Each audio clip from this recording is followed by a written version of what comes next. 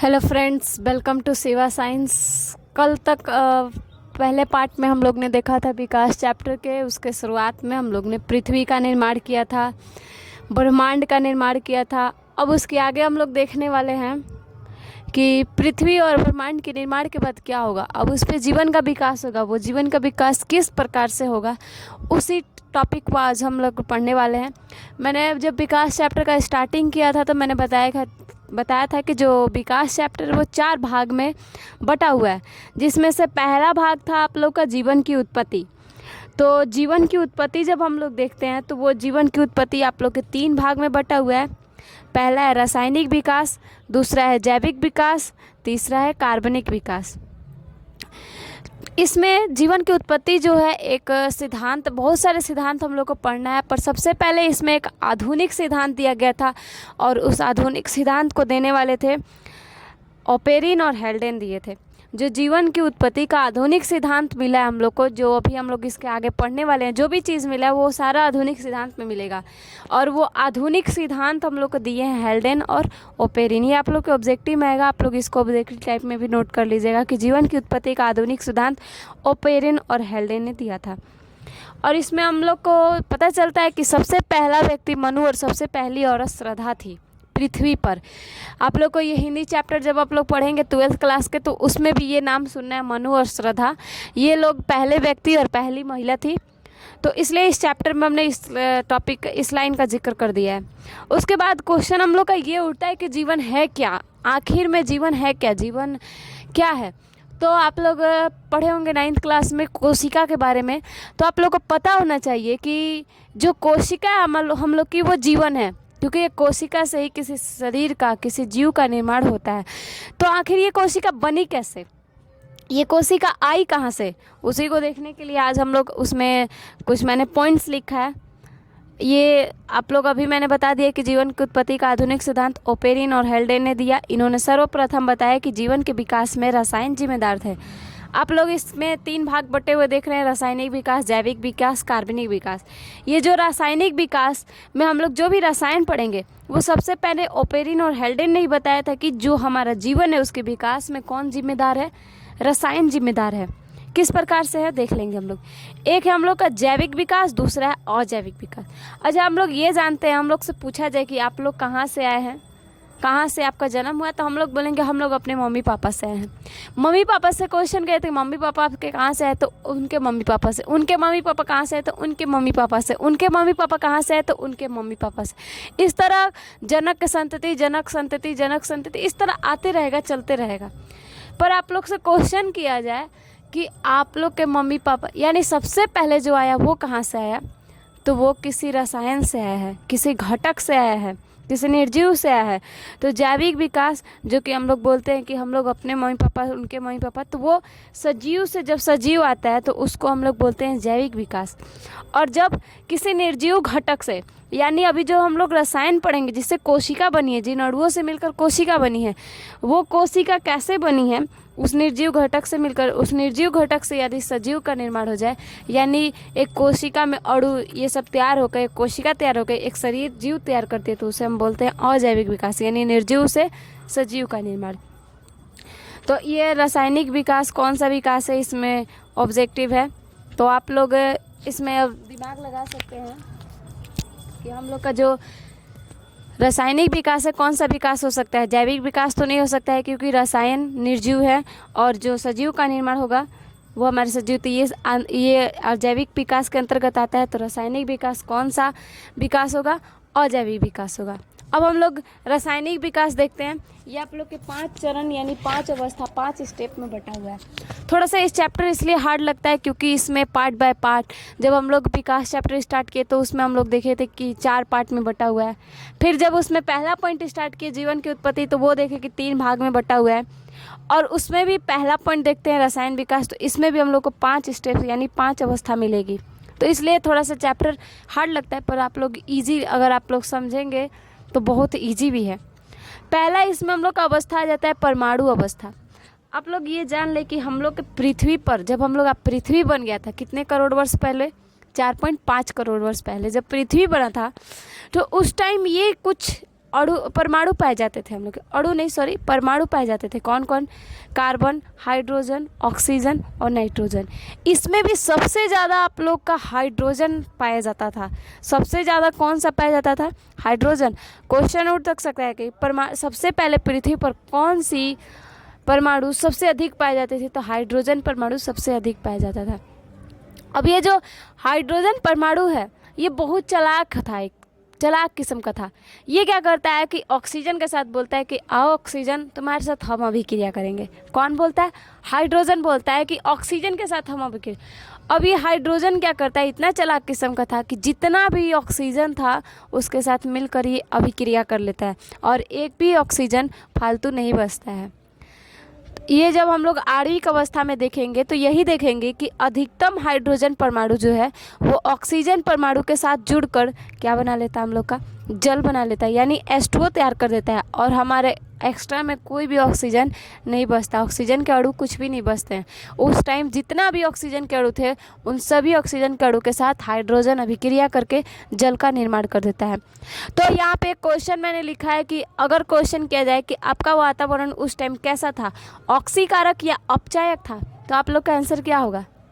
ध्यान देना, ऑक्सीकारक का मतलब होता है ऑक्सीजन मुक्त करना और अपचायक का मतलब होता है ऑक्सीजन को ग्रहण करना। ऑक्सीकरण का मतलब क्या होता है?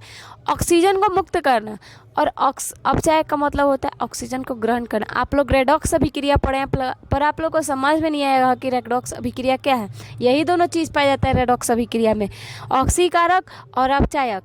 ऑक्सीकारक में हम लोग का ऑक्सीजन दान करता है, मुक्त करता है, और अपचायक में हम लोग का ऑक्सीजन जो होता है वो ग्रहण होता है।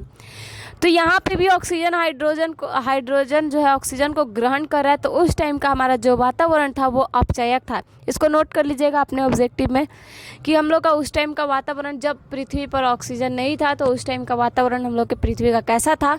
तो अपचायक था। हम लोग ने पहला अवस्था देखा परमाणु अवस्था, जिसमें हम लोग का 4 अणु पाए जा रहे थे।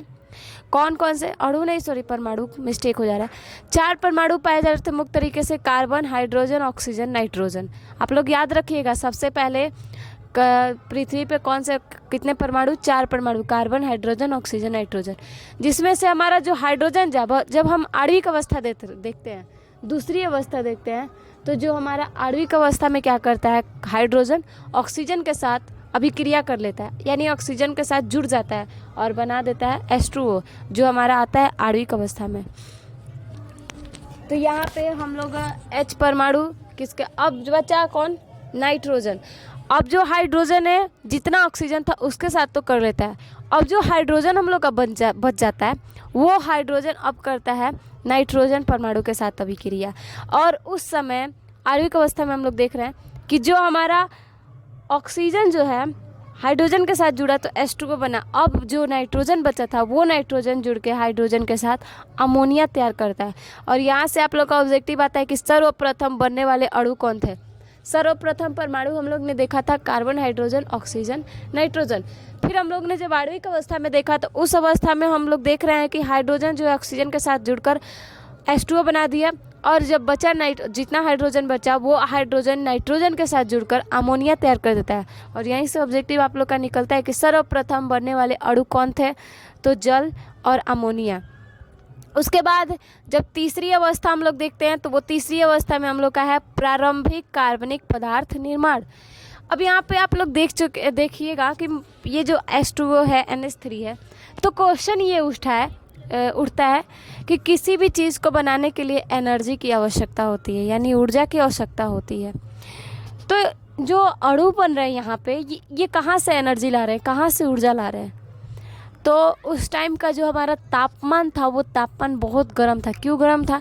क्योंकि जो सूर्य का किरण आता था, पराबैंगनी किरण, वो डायरेक्ट हमारे पृथ्वी पर पहुँचता था।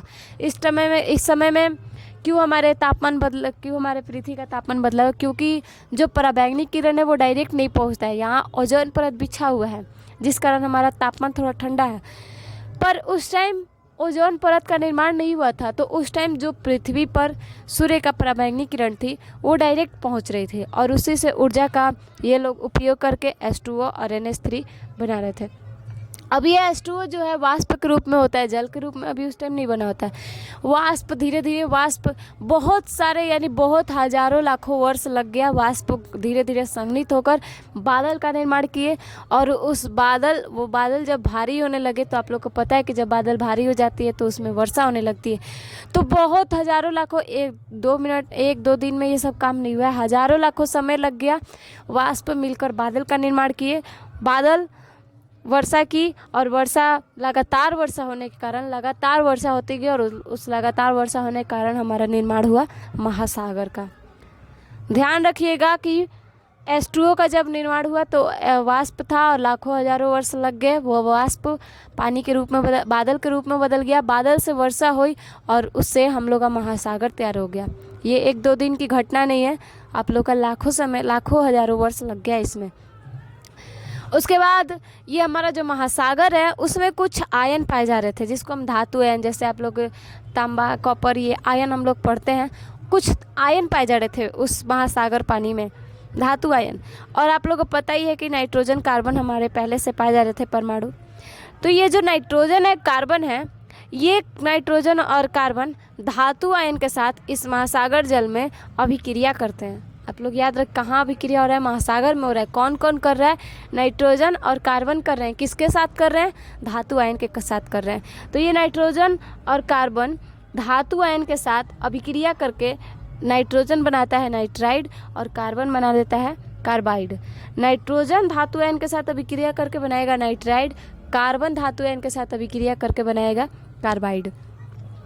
अब ये जो कार्बाइड और नाइट्राइड है, इसमें ये जो कार्बाइड है, ये कार्बाइड हमारे जल यानी जल नहीं डायरेक्ट वाष्प, ये कार्बाइड वाष्प से अभिक्रिया करके सबसे पहले बनाता है CH4। और आप लोग केमिस्ट्री में पढ़ चुके हैं कि CH4 का सूत्र क्या होता है। CH4 मीथेन होता है, मीथेन का सूत्र है। तो इस प्रकार से सर्वप्रथम प्रारंभिक कार्बनिक पदार्थ जो था वो CH4 था, यानी मीथेन था।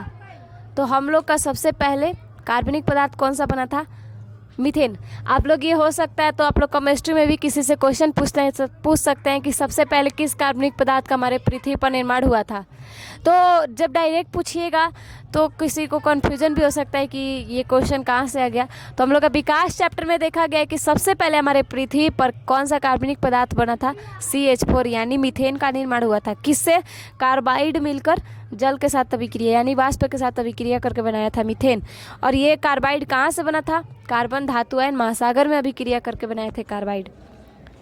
तो उसके बाद ये जो नाइट्रोजन हम लोग का बच गया नाइट्राइड, यानी ये नाइट्राइड जल यानी वाष्प के साथ अभिक्रिया करके बनाता है HCN हाइड्रोजन साइनाइड। तो आप लोग ये दोनों आप लोग का कार्बनिक पदार्थ है। क्यों कार्बनिक पदार्थ है? कार्बनिक पदार्थ इसलिए क्योंकि ये CH यानी कार्बन हाइड्रोजन के साथ चेन बना रहा है। आप लोग हमेशा याद रखिएगा, आप लोग का कार्बन डाइऑक्साइड कार्बनिक पदार्थ नहीं है, ना ही CaCO3 को बोल सकते हैं हम लोग कार्बनिक, उसी को कार्बनिक पदार्थ बोल सकते हैं जो हाइड्रोजन के साथ मिलकर चेन का निर्माण करते हैं। तो हाइड्रोजन साइनाइड और CH4 ये दोनों हम लोग का कौन है? कार्बनिक पदार्थ है। अब हम लोग ने जो इसमें अवस्था देखी उस अवस्था का हम लोग एक बार देख लेते हैं कि पहली अवस्था हम लोग की थी परमाणु अवस्था, जिसमें 4 परमाणु थे, कार्बन हाइड्रोजन ऑक्सीजन नाइट्रोजन। उसके बाद हम लोग का दूसरा अवस्था है अणु अवस्था, जिसमें जल और अमोनिया का निर्माण हुआ था। तीसरा हम लोग देखते हैं प्रारंभिक कार्बनिक पदार्थ, ये जब जल NH3 तैयार हो गए थे तो हमारा जो नाइट्रोजन और कार्बन है वो धातु आयन के साथ अभिक्रिया करके कार्बाइड नाइट्राइड बनाता है। और ये कार्बाइड नाइट्राइड जल के वाष्प यानी H2O के वाष्प के रूप में अभिक्रिया करके सबसे पहला कार्बनिक पदार्थ CH4 और HCN बनाता है। उसके बाद हम लोग ने देखा है इसमें कि किस तरीके से महासागर का निर्माण हुआ है। तो जल वाष्प के रूप में पृथ्वी का ताप ज़्यादा था, तो इस प्रकार से हमारा बादल बना, संघनित होकर वाष्प बादल बना, और बादल से वर्षा हुआ और महासागर का निर्माण हुआ। बाकी आप लोग का जो चौथा अवस्था है वो सरल कार्बनिक पदार्थ की उत्पत्ति, यानी कार्बनिक अब जो आप लोग की कोशिका बनी है कैसे बनी है, इस पांचों पॉइंट के द्वारा हम लोग देखेंगे। पर अभी तक हम लोग ने 3 पॉइंट देखा है। इस तीनों पॉइंट को आप लोग बार बार रिवाइज करके 2-3 बार रिवाइज करके आप लोग देख ले, और हो सके तो चैप्टर जैसे जैसे पढ़ाई हो रहा है आप लोग याद करते जाए, क्योंकि लास्ट में बहुत हार्ड लगेगा आप लोगों को चैप्टर, और हार्ड लगेगा तो चैप्टर हार्ड लगेगा। अगर आप लोग शुरू से जैसे जैसे छोटा छोटा, इसलिए छोटा छोटा अभी वीडियो बना रहे हैं क्योंकि थोड़ा सा ही हो पर आप लोग को समझ में आ जाए। जो चीज़ नहीं समझ में आ रहा है आप लोग कमेंट कर सकते हैं, और बाकी आप लोग बढ़िया से तैयारी करिए। थैंक्स।